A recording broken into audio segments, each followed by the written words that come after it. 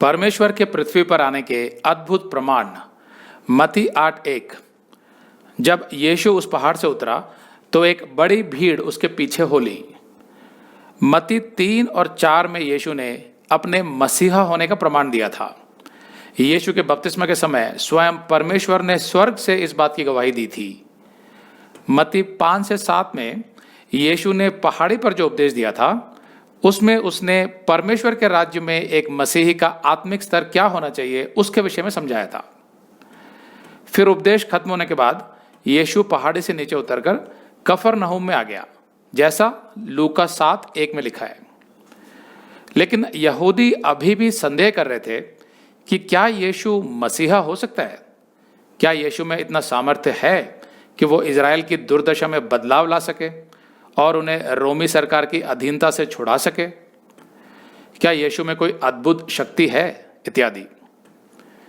इसलिए मत्ती ने अगले 2 अध्यायों में यीशु की अलौकिक शक्ति को दर्शाया अद्भुत चंगाइयों के माध्यम से। तो क्या यीशु ने चंगाइयां केवल इसलिए दी कि वो स्वयं को परमेश्वर साबित कर सके? नहीं। हाँ, ये सही है कि यीशु द्वारा दी गई चंगाइयां और चमत्कार इस बात का सबूत थे कि परमेश्वर पृथ्वी पर आया है। और यहूदी तो हमेशा चिन्ह मांगते थे, जैसा पहला कुरिन्थियों के 1:22 में लिखा है। लेकिन यीशु ने केवल इसी वजह से चंगाइयां नहीं दी थी, बल्कि उसके दिल में लोगों के प्रति करुणा थी। वो मनुष्यों की शारीरिक जरूरतों को समझता था और उन्हें पूरा करना चाहता था। साथ में वो पुराने नियम में लिखी भविष्यवाणी भी पूरी कर रहा था कि जब मसीहा आएगा तो वो लोगों को अद्भुत चंगाइयां देगा, जैसा यशाया 29:18-19 और 35:4-6 में लिखा है। लेकिन फिर भी चंगाइयों और चमत्कारों का सबसे महत्वपूर्ण कारण ये था कि यीशु उनके माध्यम से अपने संदेश को प्रमाणित कर रहा था कि उद्धार का मार्ग केवल वो ही है, दूसरा कोई नहीं।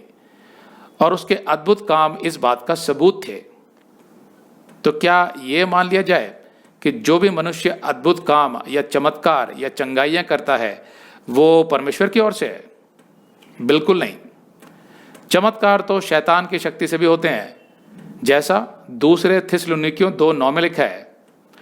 लेकिन उस चमत्कार के साथ जो संदेश जुड़ा होता है उसको जांचना जरूरी है कि उसमें कितनी सच्चाई है। जो मन की सीधाई और निष्पक्ष मन से उस संदेश को सुनेगा, पवित्र आत्मा उसकी मदद करेगा उस संदेश की सच्चाई समझने में कि वो संदेश सच्चा है कि झूठा। जो लोग संदेश की परवाह नहीं करते और केवल चमत्कार को नमस्कार करते हैं, वे अक्सर शैतान के जाल में फंस जाते हैं। केवल अन्य धर्मों में ही नहीं बल्कि मसीहत में भी ऐसा होता है, जहां लोग चिन्हों और चमत्कारों के पीछे भागते हैं और अक्सर झूठे भविष्यद्वक्ताओं यानी प्रॉफिट्स और झूठे प्रेरित जो खुद को अपोस्टल कहते हैं, उनके जाल में फंस जाते हैं और उनके आत्मिक जीवन में कोई उन्नति नहीं होती, क्योंकि वचन में बढ़ने की उनकी कोई रुचि नहीं होती। यीशु चंगाई इसलिए नहीं करता था कि भीड़ इकट्ठी करके प्रसिद्धि पाए, नहीं, बल्कि आमतौर पर वो चंगाई देने के बाद रोगी से कहता था कि वो किसी को ना बताए, जैसा मत्ती 9:30 और लूका 8:56 में लिखा है।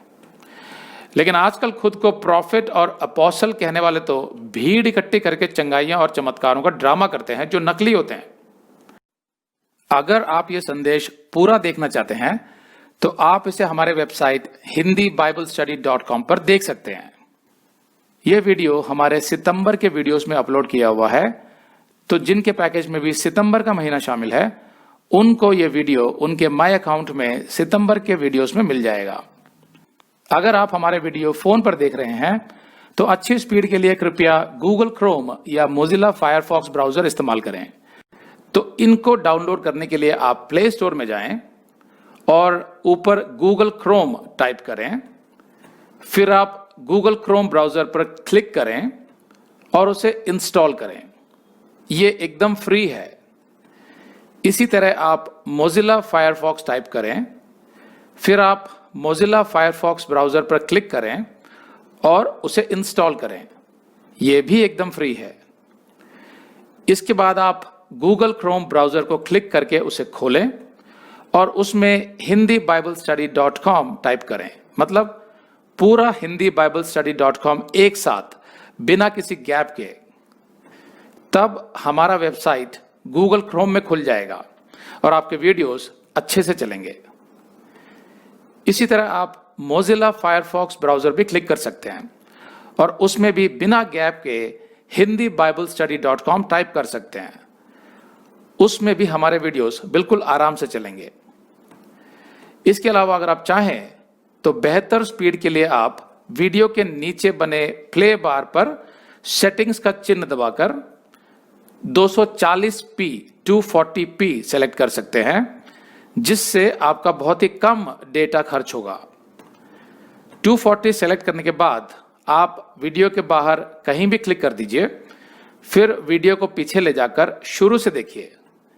अगर आप हमारे वेबसाइट के विषय में जानकारी हासिल करना चाहते हैं तो आप YouTube पर हमारा संदेश देख सकते हैं, जिसका शीर्षक है एक विशेष सूचना, हमारी मिनिस्ट्री का अगला चरण, second phase of our ministry. उसका लिंक इस वीडियो के नीचे दिया हुआ है।